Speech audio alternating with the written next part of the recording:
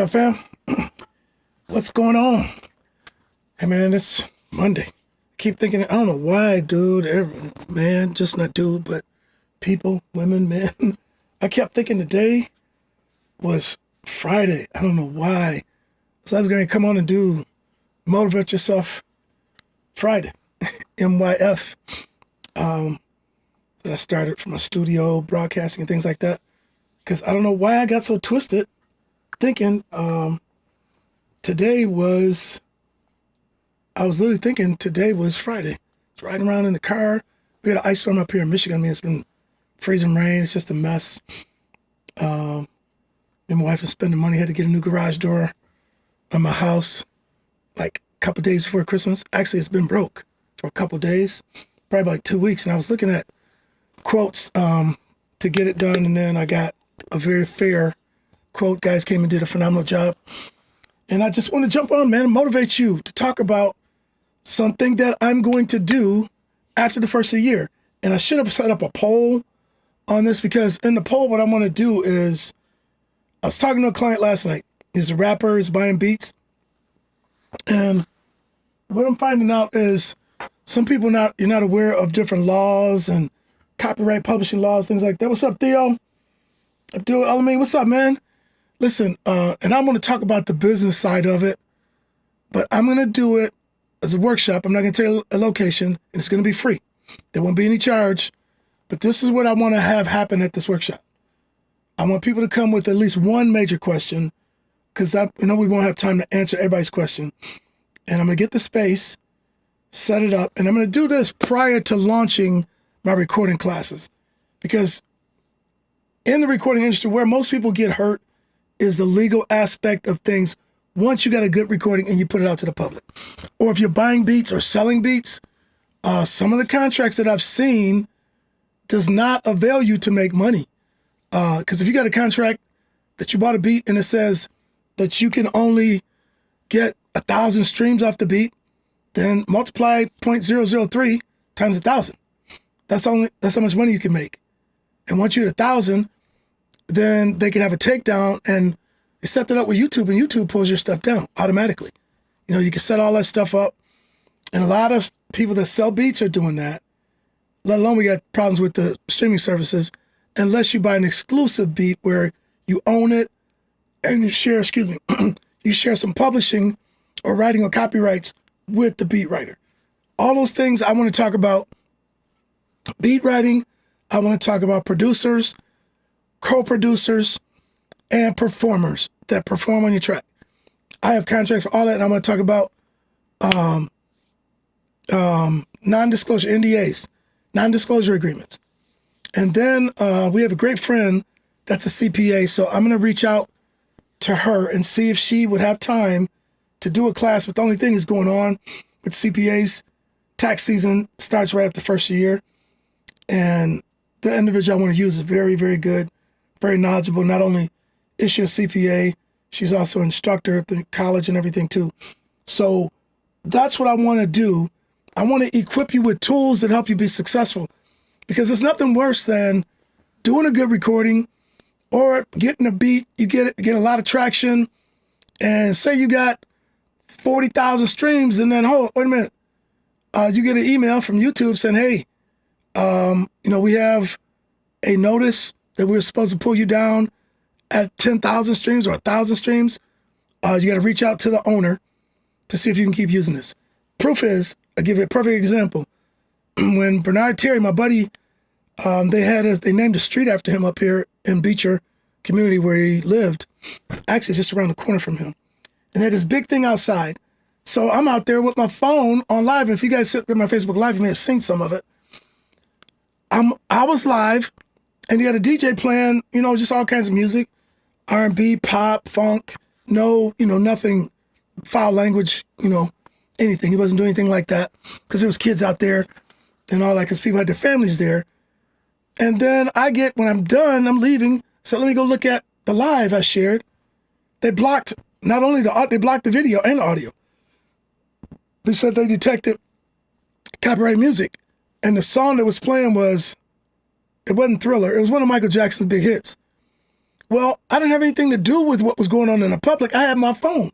So they were, because they heard that on my phone, they detected it, you know, and then they have markers in your record. They could tell that something's been a copyright violation is what they called it.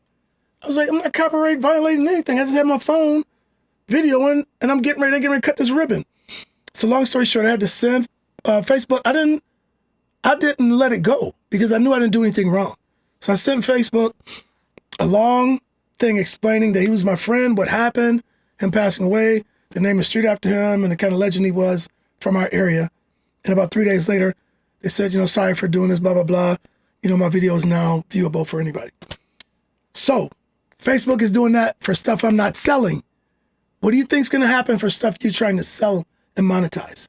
You want to protect yourself, understand the law, so you won't take somebody else's protected material, sample it, copy, you know, and then out here doing rap, singing over it, and then all of a sudden you can't use your stuff. You know, you don't want to get caught up in that. You don't want to get caught up in that. So I'm just advising you to, you know, just be wise. And that's what I want to do with this class. So I have things like teach about copyrights, publishing, ownership, and if you are a performer on somebody's record, the rights you do and do not have. All of those things that people, I'm running into people now. Hey, what's up, Jerome Adams? Hey, Tanya. Thanks for you guys jumping on.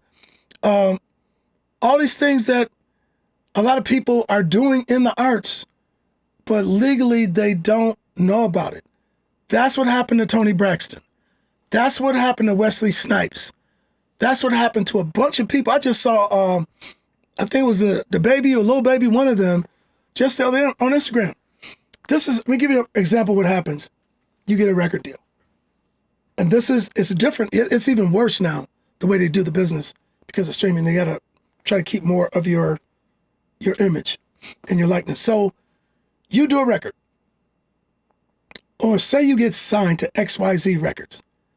All right. And they say, okay, we love what you've done, your demo. Say you submit 3 or 4 songs. So we want to produce an album, but we're going to keep the one song you did. We need you to do 9 more. And they don't do big budgets like this unless you're like an elite artist. You pretty much don't get that anymore, but this is how it used to go. They say, okay, we're going to give you $250,000 or $500,000 in some cases to go get your project recorded, produced. We got a producer we want to throw in the mix, but you know a studio you want to go to. And if the label says, no, we're aware of them, we know them, blah, blah, blah, we're good with that. They say no, then you got to go where they send you. Okay. They get the studio booked for you, right? Send you out to go record, fly you somewhere, put you up in a hotel, feeding you. Everything they do for you is a bill. All right. The $500,000 they're giving you to go record. Let's use $250,000 to record. And they're flying you. You're going to, okay, the studio's booked up in LA. We're going to fly you to New York. Get New York studio for a week. Oh, they're booked up. Now you got to go to Florida. So this is a place I know where they got big studios at. You go there, then you say, oh, we're going to send you to Toronto. So all these flights you're taking, they're feeding you, housing you. If you want to get your hair cut, go get your hair cut. They're covering all of your expenses. And your $250,000 now, over a year's time now may end up being, you know, $350,000. Oh, you know what? We're going to shoot a video. We really like that one single. We're going to do that video first. So they spend another $150,000, $200,000 video. So you have $350,000, now you have $550,000. So that's a bill to you. You owe company XYZ $500,000 plus whatever percentage of the records that sell. And usually you don't get any money until they recoup. They're recoupables. Everything they forwarded you to get your career going, they're going to make that back. And then you can start making money. And it might be, say, if they did it quarterly. So every 3 months, you're going to get royalty checks, blah, blah, blah, publishing, whatever you got in your agreement, if you know how to do that, or your lawyer. Definitely you need a lawyer if you're doing this. And so now you got a tour, especially now. You're ready to go on a tour. Who's going to pay for your tour? Okay, I don't have a band. Oh, okay, they get you a band. They pay for rehearsals. Now they're going to pay for the food. They're going to pay for everything for your band. They're going to book your show. They're going to hire the venue. They're going to hire security. They're going to do all the marketing and all that. Now, we were up to 500 something.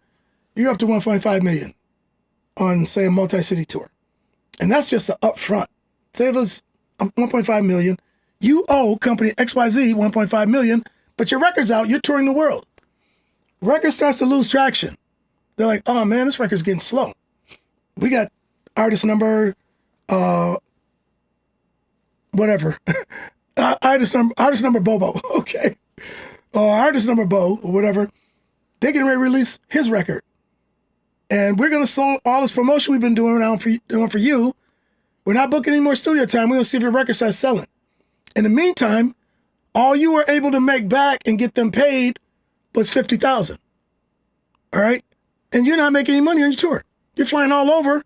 They're feeding you and everything, but you still don't have any money coming in your bank account besides the $250 they fronted you. And you're up to all this $1.5 million that you owe. Record's losing traction. They're like, you know what? We're going to table that record in this project for now. You know, we've put 4 singles out and looks like we're losing gas. We got other stuff we got to make money on. It's just like General Motors, Ford, Chrysler, Honda. They put cars out yearly. Usually, you know, every year they have a new model. And they do that to keep their distribution system full of products and desires. And they make different things, add things on so people go out and purchase. So in the record industry, if you don't understand that and you sign a deal like that, you may end up broke. You may tour the world. What's up? TLC. Remember what happened to them? These stories are still real. So in the independent world, you guys got to be smart about your production, all of that. And I'm not saying you're dumb about it, but if you lack knowledge about it, it means you have a level of ignorance about that part of the business. You need to have performance contracts.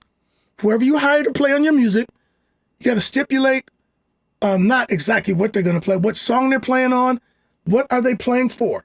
Are they playing for pay, which means you're going to pay them so much for a commitment of so many hours? And I usually do that. I have like a minimum 4-hour commitment that I need from a bass player, a keyboard player, a drummer, singers or whatever, because in that 4 hours, I may have some other ideas I want to try. All right, with the artist, even though we said we're done at 3 hours, I was like, no, let's go back. I want to try this on the chorus. I hear something. I get my guitar because I play keys a little bit. My guitar is faster. Pick out something. I say, hey, let's go back. I want to try this. I'll track it. Now, at the end of all this for me, as a producer, recording engineer, and I'm recording for artist Bo, I got all of these ideas for artist Bo. People I paid to play and do the things I asked them to do. And the things I played on keyboard or programming drums, they come and play like a professional. Now, if keyboard player A says, hey man, I hear this on the chorus. What if we did this? And he plays it, which is Rodney Jones, killer friend of mine, Johannes Wortham. I was like, man, I love it. You know you're getting points for this, right? And I cut a contract with him for what we agree upon, his percentage for maybe creating something on a 4-bar, 8-bar course and all that. So all of that stuff is legit. That's the way to do business. I've been to an attorney twice about projects that were done properly on my part. But, you know, I've had people on the back end think things were different, even though we signed paper and nothing was illegal. I wasn't ripping them off. You're talking about 50-50 deals, but people didn't understand.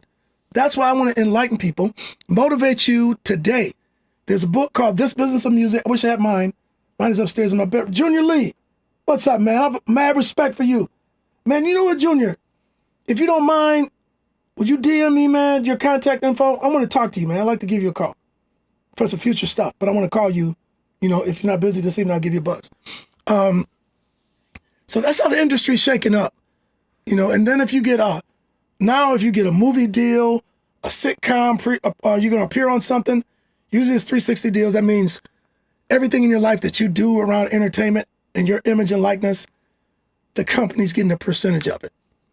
Okay? That's where deals are going. So what I want to do is take probably a 2-hour block. I don't want to have people getting bored, have fun. I'm going to have like icebreakers, food, and all of that stuff, and introduction so people can mingle, get to know people. You can bring your business cards. A lot of people don't use using your phone. If you got a dot card or whatever. I want to set up something like that here in our city, right in Flint. I live in Mount Morris in the country, but I'm going to do it in the city at a really nice location and invite these people. And I got some friends from out of town. If they're near the Midwest, that are performers, that gig and could tell you how they do things professionally, because you guys shouldn't be out here. Well, not should. I can't tell you what you should or shouldn't do to make money performing. But I'll just say this. When I was 17, I was making $80 a week performing.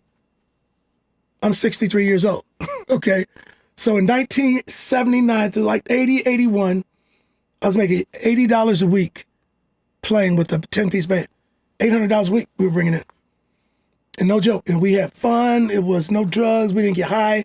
Just a fun, just eventful time. So if you, what's Andre White? What's up, man?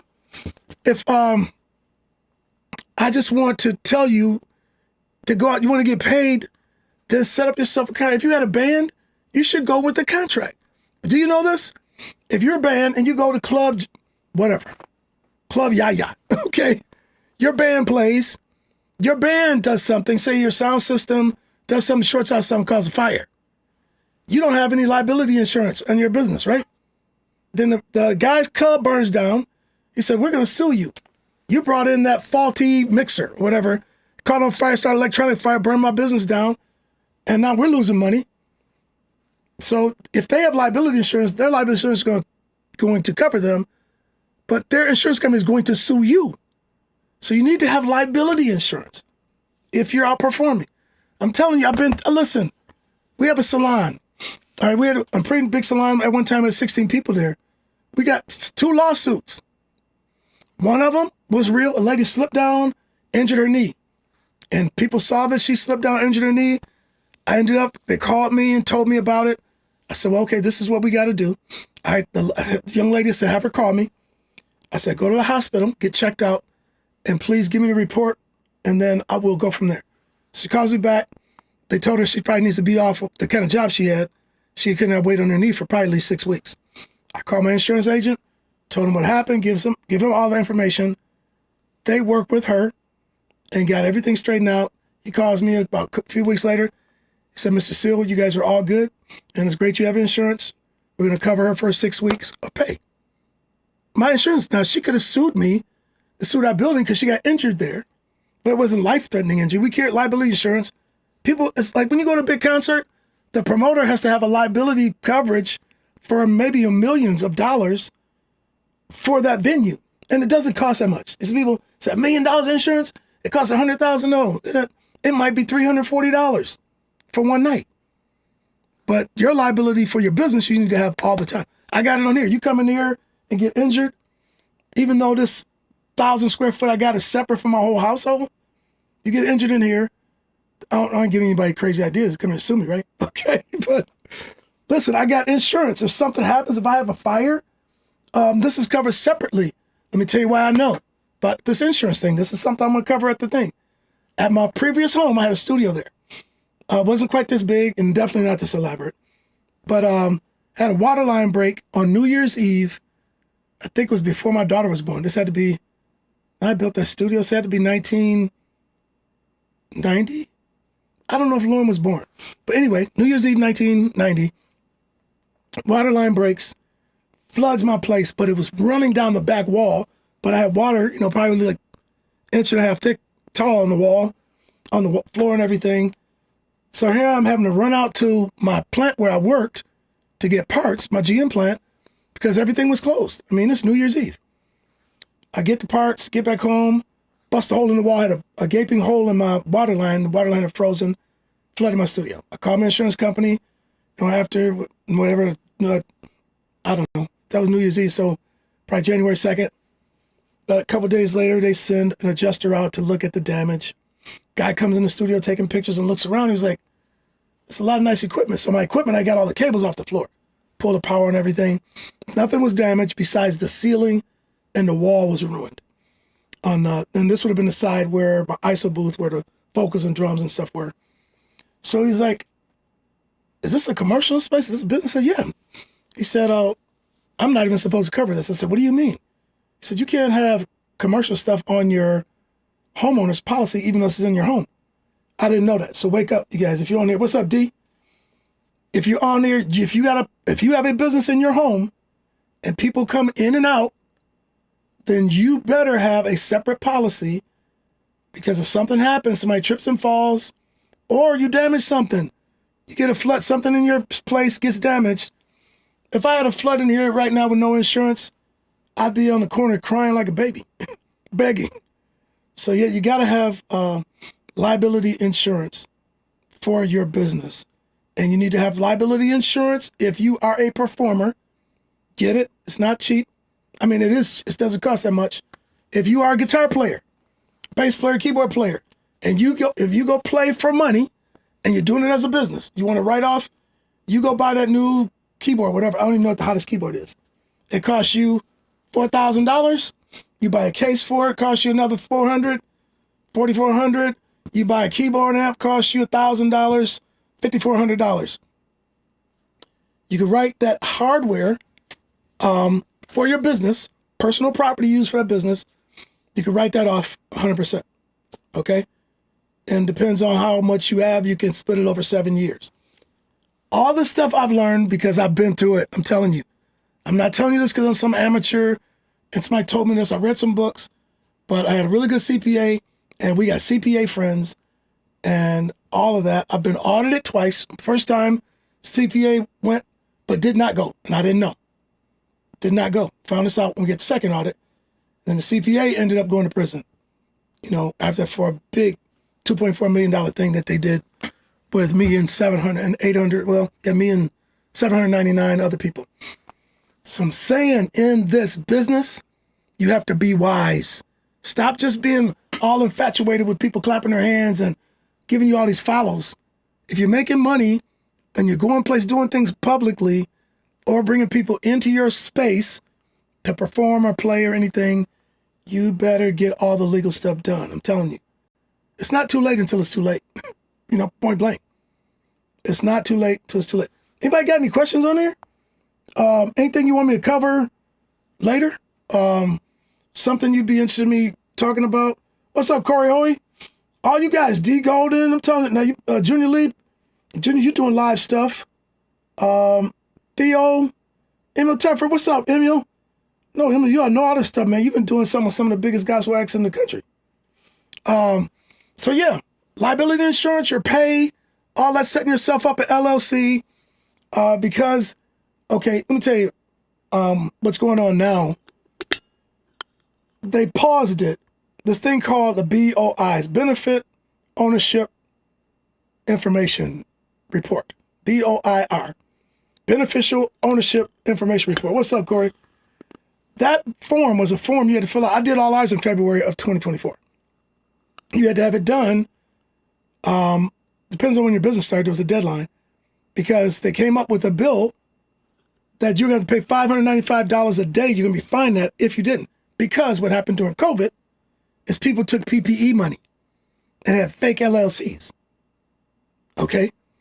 They had fake LLCs or created an LLC that wasn't doing anything. And then when COVID happened and they hear about all this PPE money, they went and made up false, they start falsifying business records and payments and pay to people and employees. People got thousands of dollars. Look it up, man. Some of the guys that probably aren't in trouble, but they're investigating now. Some of the entertainers got millions. I think I just heard the other day, Chris Brown got $5 million, but he may have made that because his tours got canceled. So you got people who are at that level that weren't making money. I get it, because their whole livelihood got cut off. They couldn't perform, besides on Instagram or TV or something.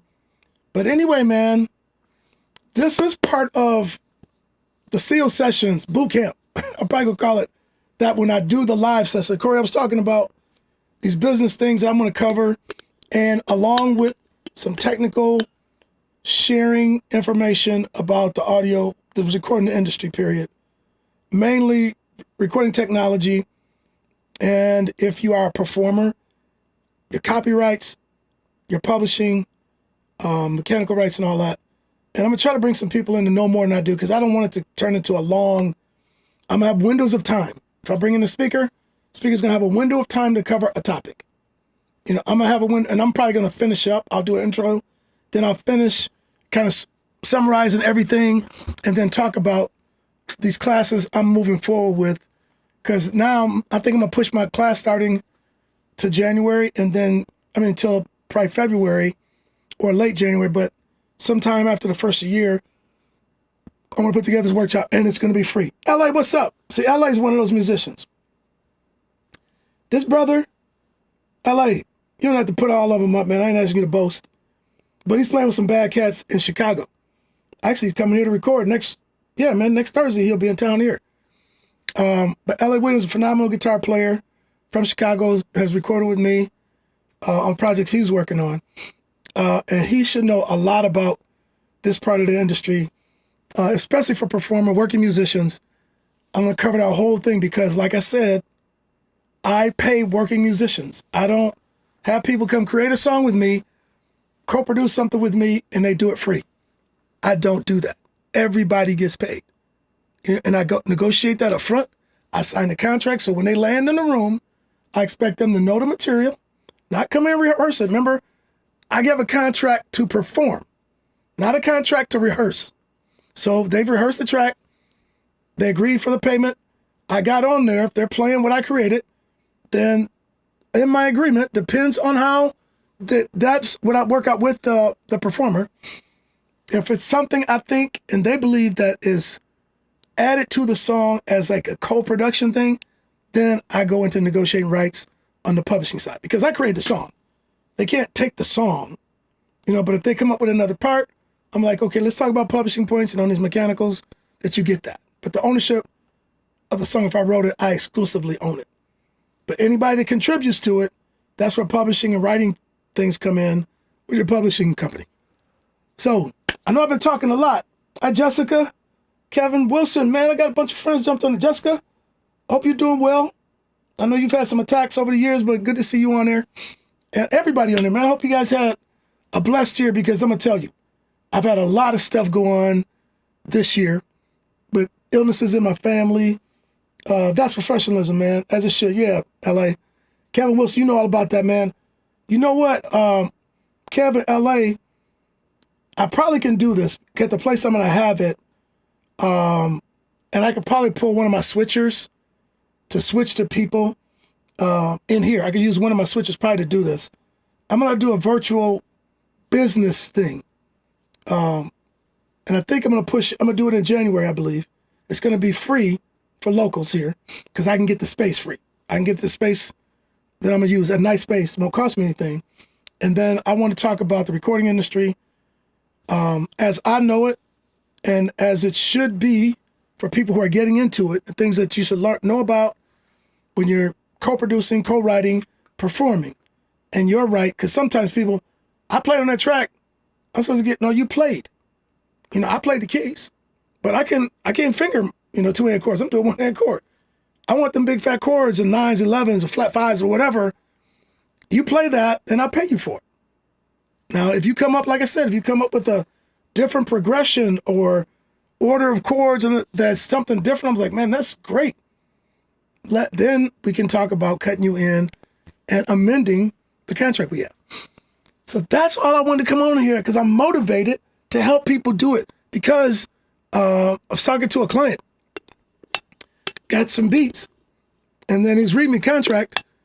The beat says he can get, what was it? 10,000 streams? No, it was 10 years. That's what it was. He could use the song for 10 years. Well, if I write a song, copyright, I own it for the rest of my life. Then my kids get it. So if you got a hit record that you did off somebody's stuff, and whatever, I don't know how the percentages go with some of the stuff on BeatStars and some of the other ones, and the artist that's got their material on there, you got to learn how to read these contracts. People buying beats, they're all excited going to the studio, getting a bunch of traction, then they get takedown notice. That's the stuff I want to help everybody understand that you need to know. I'm not selling any books. I don't have any. There's some books I'm going to bring. And my copies are older. They got newer versions that are out. This Business of Music, and I got another one. Oh, all you need to know about the music business. But This Business of Music, lawyers even tell artists to get that. Hurt Schramm was I don't know if he still represents Eminem. This is Priceless Info. Thanks, Kev. Hurt Schramm represented, and he may still, I'm not sure. Hurt Schramm did a big law firm in Birmingham, Michigan, and I think they might have like 35 lawyers. So they had all these type of lawyers, and they cover a bunch of gambit of things. But Howard Hurts and the team, the wing that he controls, and he's one of the owners or partners, were doing a lot of the entertainment stuff. And I had an issue. I was trying to find another person. And ended up, I got blessed to meet Howard Hurts. Howard Hurts, I actually met him on another project. But the guy, I can't, man, every time I start talking about this gentleman, but he since went out on his own. And I think he may have got out of entertainment, this guy. But anyway, we meet him, and first consultation was free. He sat down with me for an hour. And then after that, it was pricey. And then they have a retainer. So in their retainer, if it's like $3,000, you pay $3,000. It goes into a, what do they call it? Escrow. And the money's in there. And if you call in to review a contract, look over some publishing papers, or whatever you got to agree, something going on with the venue person, they do that and they bill you out of that $3,000. And they let you know how many hours. Well, we did this, and you get a drawdown from your escrow account for them. That's how that works on the big end. He told me this. When I went into his office, hey, Remnant Church, hey, bro. When I went into his office, I remember walking in, my wife and I, and there were Eminem's 8 Mile album, the first album he did. I think that thing went 35 times platinum. It's a huge thing. They had platinum records all over the walls. All these different artists, Kid Rock, I think those were the two biggest. And he had a country artist with a pseudonymous name. I never even heard. I think it was a female. She had more plaques on that wall than everybody because she's been writing for all these artists living in Detroit, Michigan with a pseudonymous name. So she goes to whatever, a burger joint, goes to the mall. A lot of people don't even know who she is, so people aren't chasing her down because her name is pseudonymous. So if I could get him to come to this venue for one and do like a 1 hour Q&A, I will ask. I will ask because that may be an opportunity for him to pick up clients. You see what I'm saying? Even though he may not need any. But I will ask because he's the one that I personally know. Him and, like I said, the power, it's not Jay, I forgot his name. Yeah, Jay Yazzo was his name. Jay Yazzo was the guy that I worked with. And at the time, I had an artist that my wife and I were executive producing. I had Rodney Jones, keyboard player. We did 17 songs on this young lady. Got an offer from her from a small label from like Utah somewhere. Nice contract. It was very detailed. Hey, Jerry, man, I need you to invest, not in me. I need you to get you an artist, man, so you can put some money behind him. I know you got it. I'm calling you out on Facebook. But anyway, I ended up meeting Jay Yazzo, who was at the time an attorney with Hurt Schramm's organization in Birmingham, Michigan. He liked what I was doing, and he said, sounds like you know a lot about the business. He said, you know Randy Scott. I said, yeah, the jazz saxophone player from Detroit. I said, man, I met him through a friend of mine because I may be doing this Dubai tour with him. This is years ago.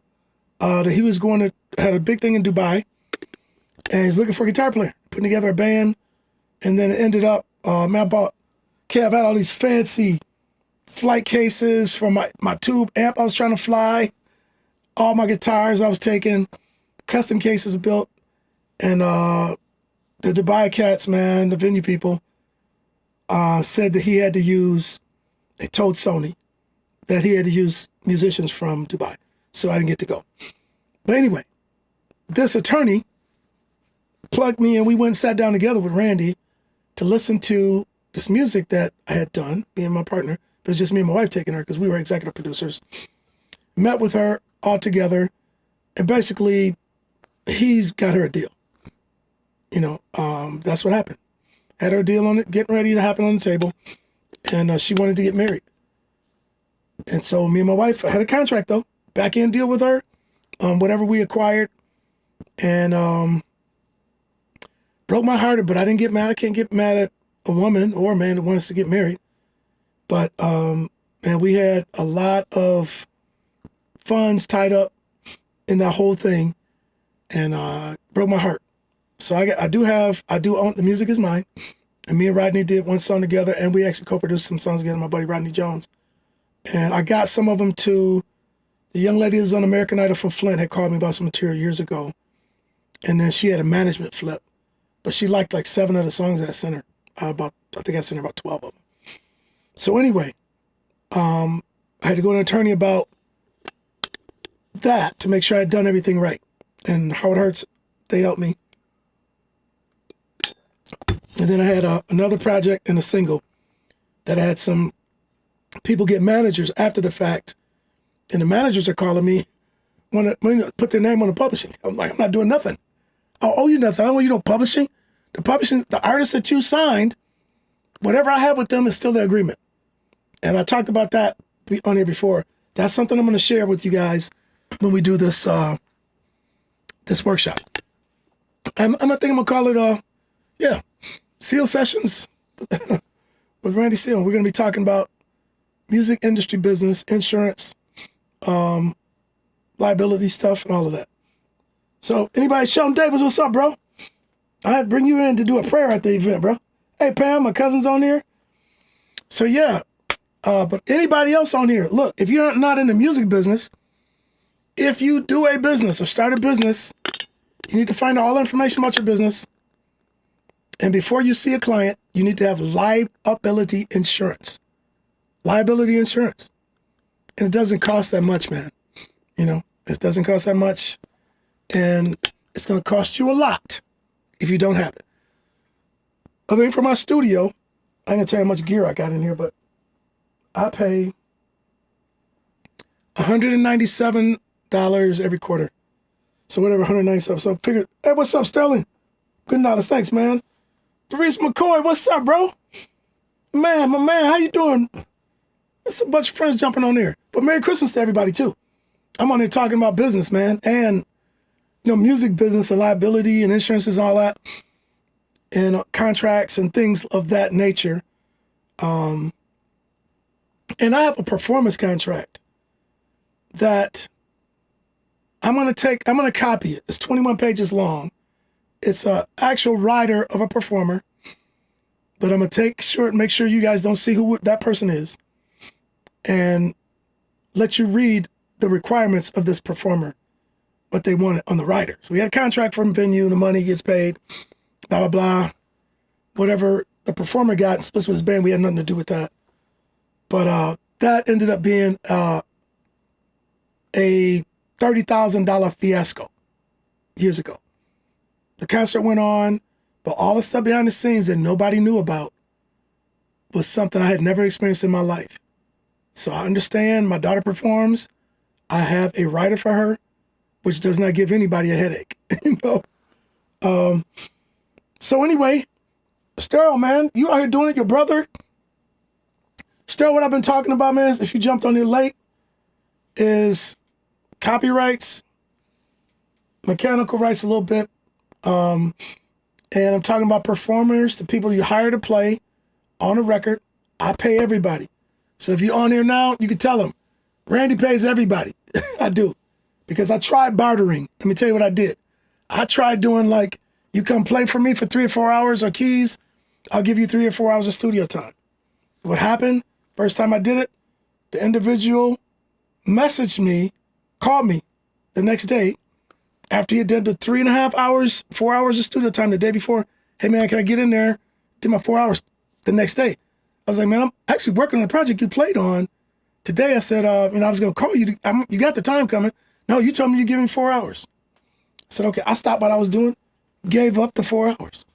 My best friend, Gerald Johnson, you can look him up. I don't make money like him, but he is the global vice president for General Motors worldwide. So everybody in the world works for my buddy. He's getting ready to retire After Christmas, he'll be retired January 1st. But anyway, I called Drill. We were talking. I'm telling him what was going on. And this is way before he had this job. You're talking 15 years ago or longer. Because I built the Studio 12. Yeah, it's been to like 2003, whatever. That's almost 20 years ago. It is 20 years. But anyway, he told me, say, man, just start putting money aside. Hire the people that you know can play what you want them to play. Come up with a contract. And Gregory Reed, who's another attorney from Detroit, told me that the first thing I had with a manager, he said, make sure you have everything in writing. I had copyrights. He said, but even on your copyrights, have that, and then you have contracts that stipulate what the person is getting, so they can't go in and open up a publishing deal on you or open up a copyright deal. It's so important. You're not cheating anybody. Just be fair. We ain't no thugs, man. I ain't no thug. You know what I'm saying? I ain't trying to thug nobody. I worked to buy all this. I worked. I did a CD and made a bunch of money off my first CD. But I worked to buy this. I kept working. I worked for 32 years as a skilled trades person, built this studio. I don't know anybody for the studio. I built this. Me had one guy help me frame it, put the first layer of drywall. I did the wiring. I did the bathroom. I did everything except the flooring. So I worked because I was in a position where I could not leave my job and try to do this full time. And I was availed and blessed by two beautiful daughters of mine, Lauren and Lydia, who got full ride academic scholarships that changed my life when I was 49. And I signed up to leave my job with 31.9 years at 49 and had to wait till January 31st. I turned 50 on December 3rd. So I retired at 50 to do this full time. And I'm so thankful to God I was able to do it. Then I spent a bunch of money buying this stuff over here. all this to go to the next level. And I went and got a job because I couldn't pay for it. A business, I wasn't picking up the clients that would pay for that kind of service. And I went and worked at Chrysler Shelton. You know it. You know I'm here. A couple other people may know it. Stayed there 3 years to pay off this and bought my wife a new car. And then retired again the second time to full-time doing this. So yeah, so basically I've had almost 35 years of employment since I was 18 years old to do this, and I was a skilled trades person and went to college and did a bunch of other stuff. But listen, you can do what you love to do. You got to put in the work. If you got to put in the work, you got to be knowledgeable about the thing that you're doing. You're not going to hire, if I was a plumber, if I told you, oh man, my sink is leaking, or my ceiling, I got a wet spot in my ceiling. I'm like, oh man, I can buy that stuff at Home Depot. Let's cut a hole in your floor, your ceiling, and see what's going on. But I don't know nothing about plumbing. And to me, and this not to me, water and electrical fires can be the thing that destroys your home. So if you don't have a good plumber who knows what they're doing, and around your HVAC too, that could kill you. Water, electrical, and HVAC systems can kill you and your family. You go hire a professional who knows what they're doing. So if you're going to be in this business, know about the business so when people cut you checks for doing it, you understand the liability you have when you're cutting checks and vice versa. So I say I wanted to come on and talk about, motivate you guys, whatever business you do. If you're selling burgers, learn how to do it, find out what kind of liability insurance you need. I'm telling you now, I've been there. Like I said, been audited twice and sued twice. Not for anything we did wrong. No joke. My CPA was doing bad stuff and he got caught. We had no idea. But the thing was, at the audit, the only reason we had to pay $1,200 something bucks, it was for penalties. We paid from 98. It's 4 years later, I'm getting audited for 98 in 2002 because we had signed the rapid refund return. On the rapid refund return was the amount that was on my tax return.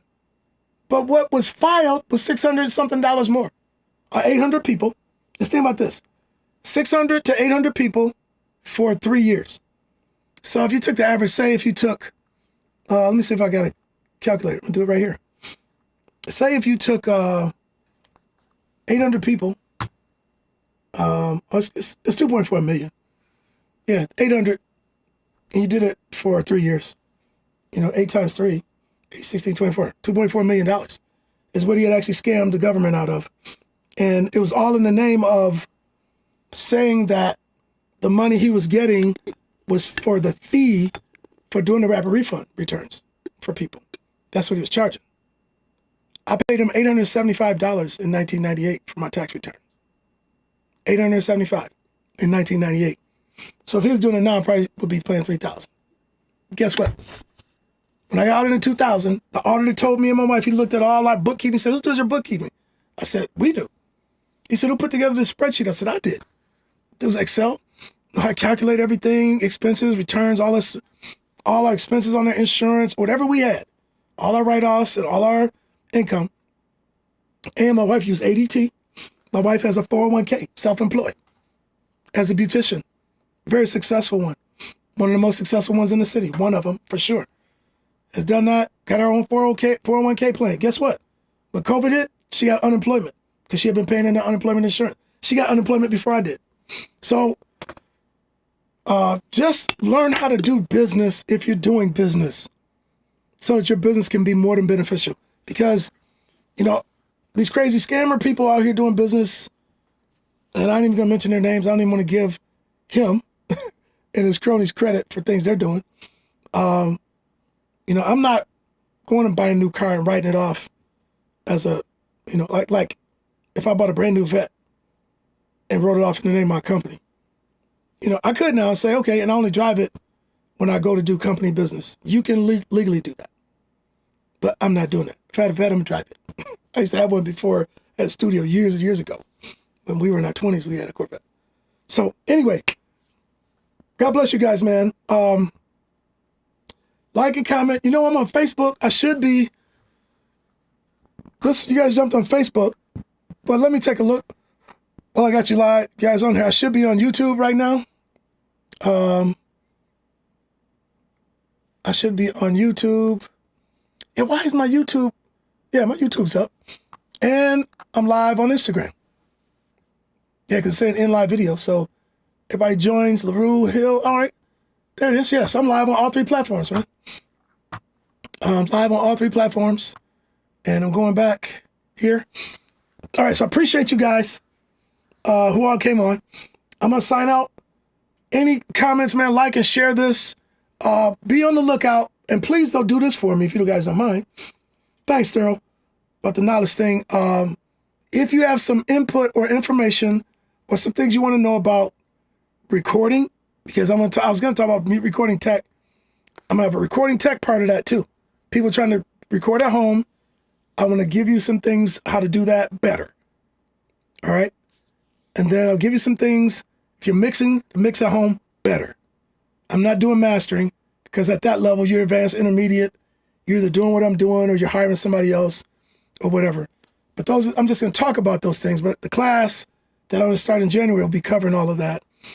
And I will do nuggets of business fundamentals for around this business. Like I talk about the insurances and contracts and all that.